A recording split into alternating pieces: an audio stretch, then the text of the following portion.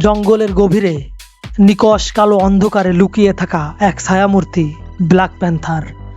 নামটা শুনলেই কেমন যেন রহস্যের গন্ধ নাকে আসে, তাই না? যার ক্ষিপ্রতা আর শক্তি কল্পনাকেও হার মানায়।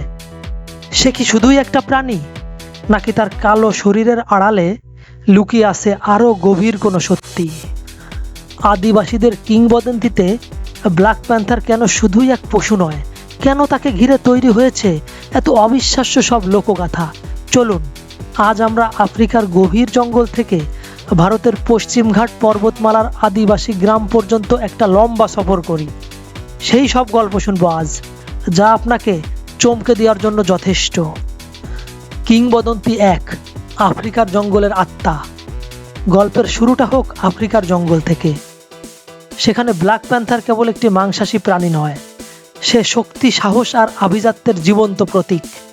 কঙ্গো, নাইজেরিয়া বা কেনিয়ার অনেক আদিবাসী আজও বিশ্বাস করে ব্ল্যাক প্যান্থার হলো জঙ্গলের আত্মা, তাদের পূর্বপুরুষদের পাঠানো রক্ষক। তাদের গল্পে এই কালো চিতা কোনো সাধারণ শিকারী নয়, বরং এক মায়াবী জাদুকর। একটি পুরানো কিংবদন্তি আছে, কোনো যোদ্ধা যদি সৎ উদ্দেশ্য নিয়ে জঙ্গলে পথ হারিয়ে ফেলেন, তবে ব্ল্যাক প্যান্থার এক ছায়ার মতো এসে তাকে ঠিক পথ দেখিয়ে দেয়। কিন্তু মানুষটির মনে যদি কোনো খারাপ উদ্দেশ্য থাকে, তবে জঙ্গলের সেই কালো জাদুকরই তার সবচেয়ে ভয়ঙ্কর দুঃস্বপ্ন হয়ে ওঠে। অনেক উপজাতিতে এমনও বিশ্বাস প্রচলিত আছে যে কেবল দলপতিরই ব্ল্যাক প্যান্থারের চামড়া ধারণ করার অধিকার আছে, কারণ এর মাধ্যমেই তিনি প্যান্থারের সাহস আর প্রজ্ঞা নিজের মধ্যে ধারণ করেন। তাদের কাছে ব্ল্যাক প্যান্থার একদিকে যেমন রক্ষাকর্তা, তেমনি অশুভ শক্তির বিনাশকারী। কিংবদন্তি দুই, পশ্চিমঘাটের অতন্দ্র প্রহরী।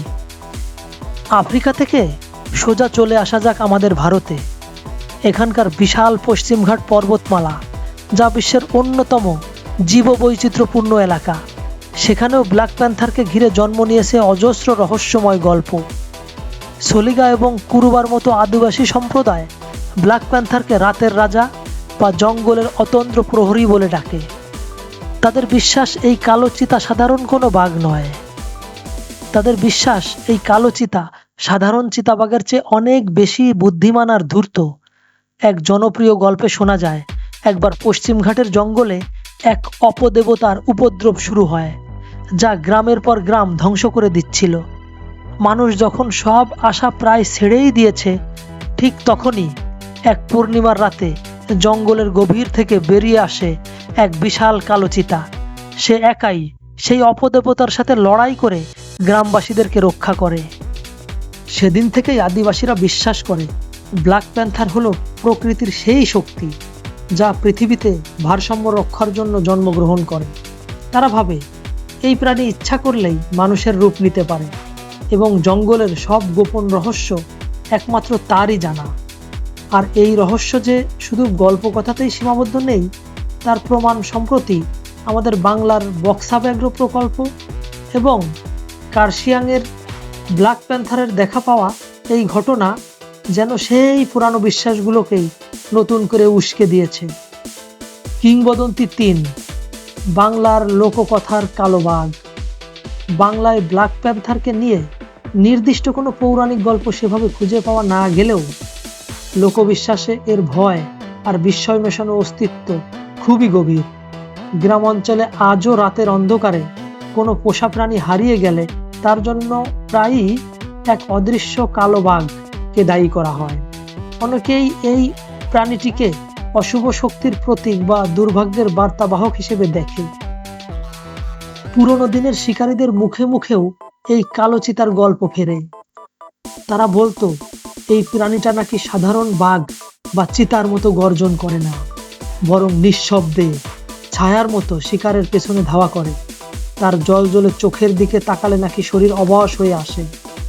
বাংলার লোককথায় এই কালো চিতা হলো অধর রহস্য, যাকে দূর থেকে দেখা সৌভাগ্য, কিন্তু যার মুখোমুখি হওয়াটা চরম দুর্ভাগ্যের লক্ষণ। তবে এত সব কিংবদন্তি আর রহস্যর ভিড়ে মনে প্রশ্ন আসতেই পারে, বিজ্ঞান কি বলে? ব্ল্যাক প্যান্থার আসলে কে? সত্যিটা হলো ব্ল্যাক প্যান্থার কোনো আলাদা প্রজাতির প্রাণী নয়। এটি আসলে চিতাবাঘ বা জাগুয়ারের এক বিশেষ জিনগত রূপ, যাকে মেলানিজম বলা হয়। এই মেলানিজমের কারণে এদের শরীরে কালো রঞ্জক পদার্থের পরিমাণ এতটাই বেড়ে যায় যে গায়ের রং নিকষ কালো দেখায়। তবে মজার ব্যাপার হলো, সঠিক আলোতে ভালো করে দেখলে এদের শরীরেও কিছু চিতাবাঘের মতোই গোল গোল ছাপ বা রোজেট দেখা যায়। এশিয়া ও আফ্রিকায় আমরা যে কালো চিতা দেখি তারা আসলে মেলানিস্টিক চিতাবাঘ, আর দক্ষিণ আমেরিকায় যাদের দেখা মেলে তারা হলো মেলানিস্টিক জাগুয়ার। তাহলে কি ব্যাপারটা খুবই সহজ? যা নিয়ে এত কিংবদন্তি, এত রহস্য, বিজ্ঞানের কাছে তার একটা সাধারণ ব্যাখ্যা রয়েছে। কিন্তু এখানেই কি সব শেষ? প্রশ্নটা হলো, কেন বিশ্বজুড়ে নানা সংস্কৃতিতে ঠিক এই প্রাণীটিকে নিয়ে এত গল্প তৈরি হলো? কেন মানুষ তাকে জঙ্গলের আত্মা বা রক্ষাকর্তা হিসেবে কল্পনা করল? এই সমস্ত গল্প শোনার পর আপনার কি মনে হয়, ব্ল্যাক প্যান্থার কি শুধুই বিরল রঙের এক সুন্দর প্রাণী, নাকি প্রকৃতির এমন কোনো গভীর রহস্যের প্রতীক, যার বৈজ্ঞানিক ব্যাখ্যা থাকলেও মানুষের মনে তার আবেদন চিরকাল অমলিন থেকে যাবে?